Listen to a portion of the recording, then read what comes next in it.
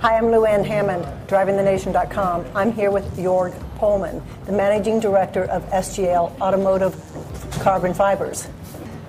This is probably the most revolutionary part of the BMW i3, the carbon fiber part. I would absolutely agree with you. I think that's what makes the car unique.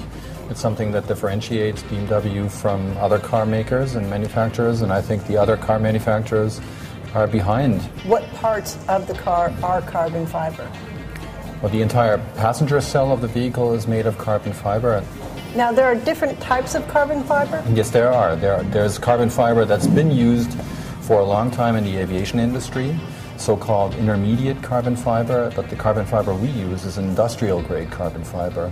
It's a so-called 50K or 50,000 filament carbon fiber. So if you take just one of those filaments, it's about 1/10 of a human hair, very, very fine structure, and we have 50,000 of those in a tow in a bundle of fibers, and that's basically the material we use to use the base material, which is a precursor, which would be the same in the aviation industry, and then exposing that to heat, various degrees of heat, in a two-step process: oxidization first, thermal stabilization. That's really what you want to achieve there, and then the very short time period of about 1.5 minutes where you actually carbonize this material and reduce the weight by half to obtain the material properties you want.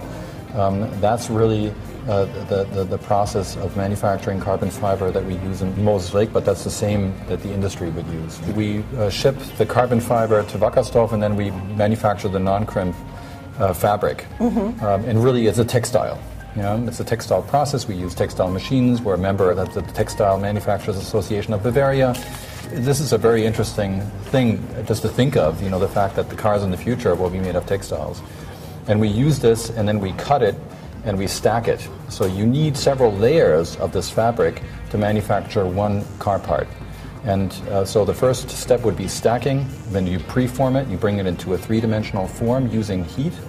And then it goes into the final form, and you inject epoxy resin at very high pressure that cures within a very short period of time, which is actually one of the secrets in our developing really a very quick process of manufacturing parts. In fact, something like the cycle times are below 10 minutes? That's correct, yeah. And that is actually only possible because we co-developed with chemical companies an epoxy resin that will cure within a very short period of time. You actually save several steps, one of which would be the paint job, because the material is acid-proof, is corrosion-resistant, so you don't have to apply any coatings.